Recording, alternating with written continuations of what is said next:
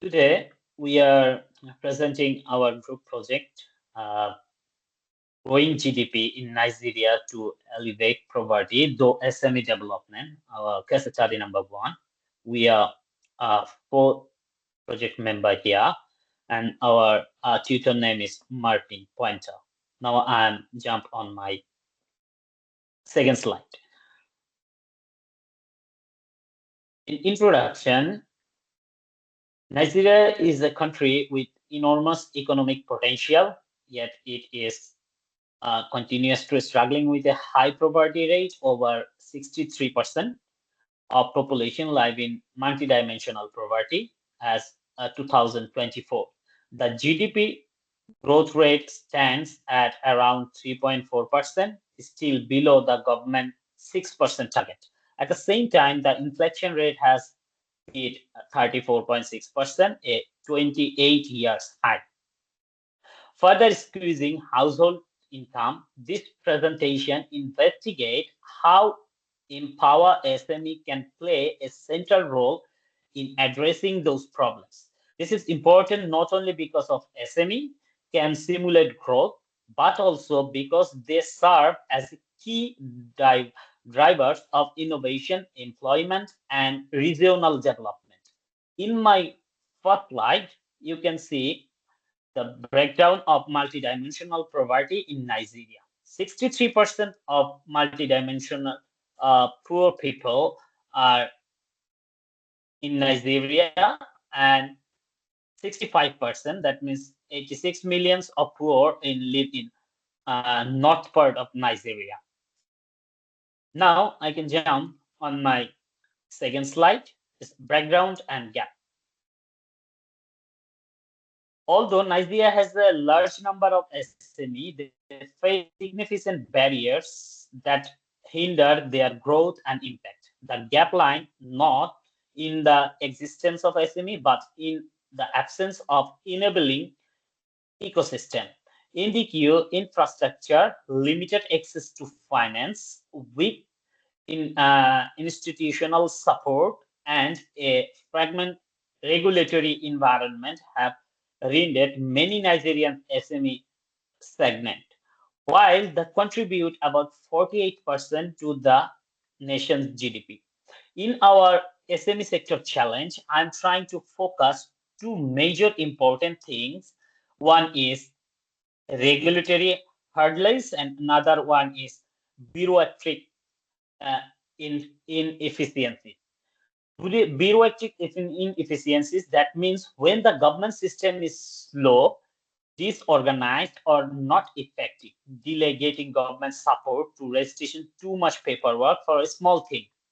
On the other hand, regulatory hurdles means those are the rules, law, and policies that can make it hard for business to operate. In our in my chart, I'm trying to focus on their economic condition, which is start from 2022.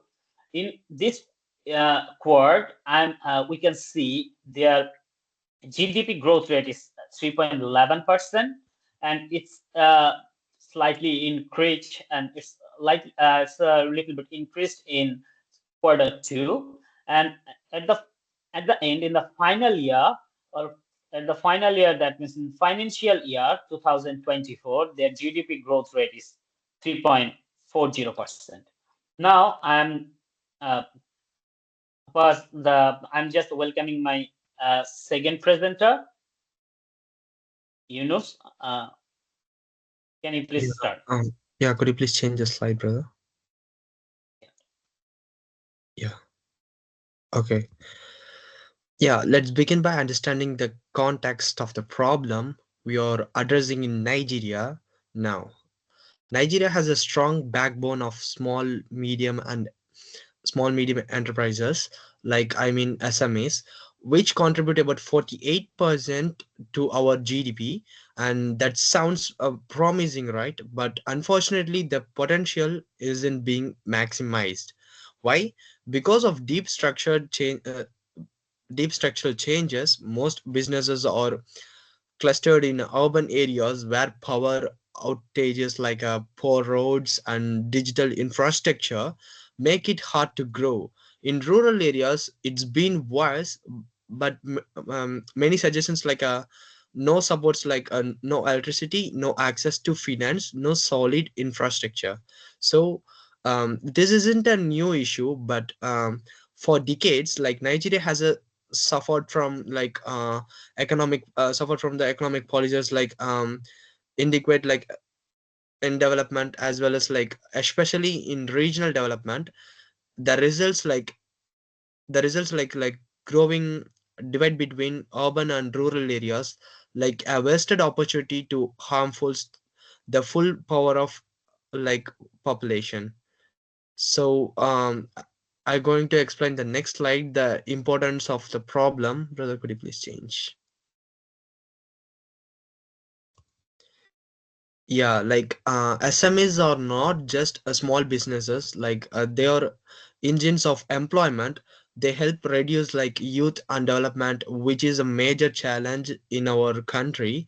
And most importantly, they help reduce poverty. Today, like 63% of the Nigerians live in poverty.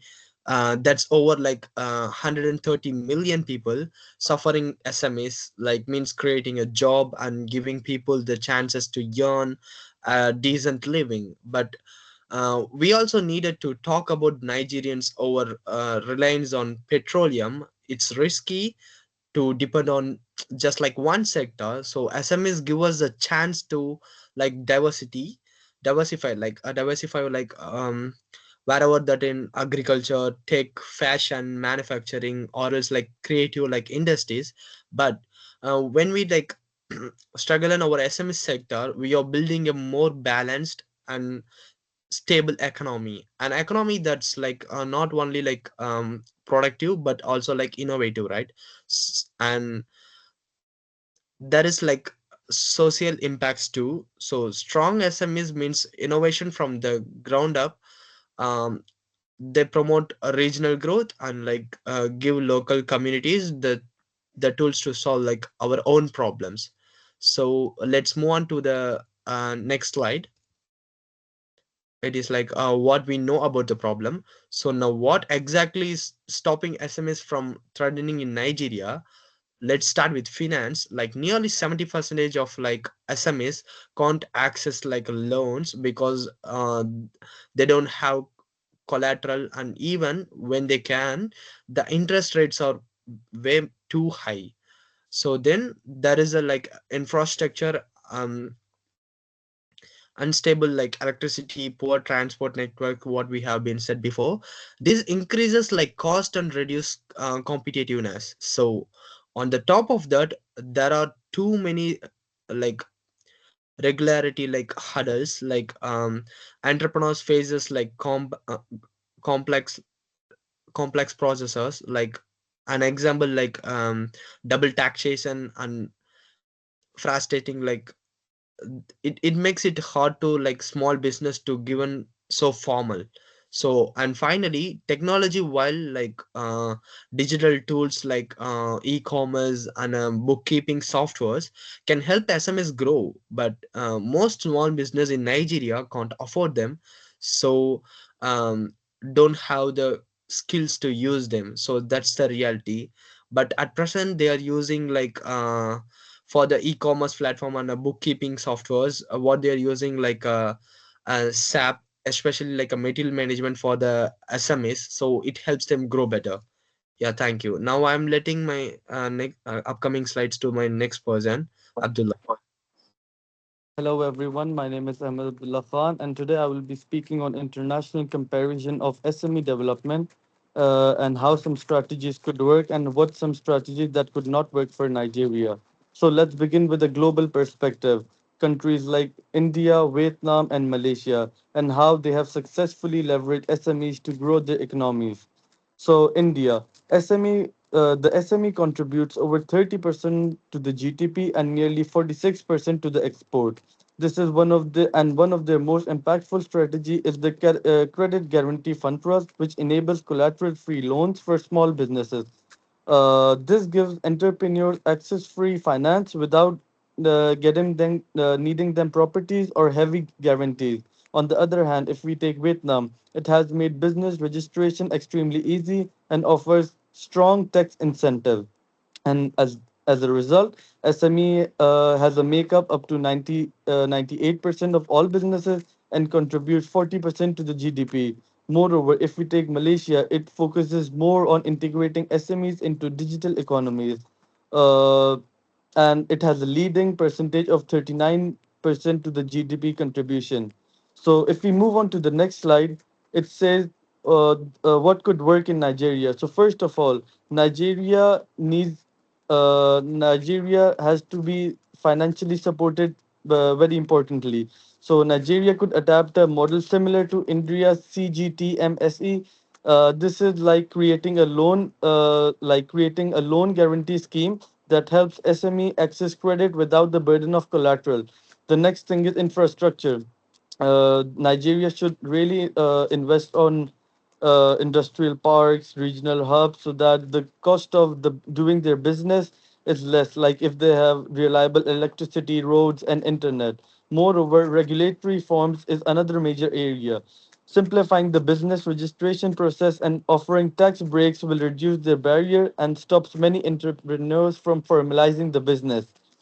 However, if we move on to the next slide, not everything can be directly applied to Nigeria. For example, like Malaysia, a very high tech solution may not work in the rural Nigeria where the basic infrastructure is still lacking. Also, the really solely on formal banking systems ignore our large informal economies where most SME actually exist. And finally, implementing uniform national policies may not reflect the realities in different regions of the country. So as we explore these international models, let's remember that one thing is very important, and that's adaptation. We need to tailor some strategies that suits our unique economic system, infrastructure, and capacity. Thank you. I would like to call my next partner, Bhavisha. Coming to the expected impact of the proposal, I would like to say if effectively implemented, these measures can significantly impact Nigerian economy.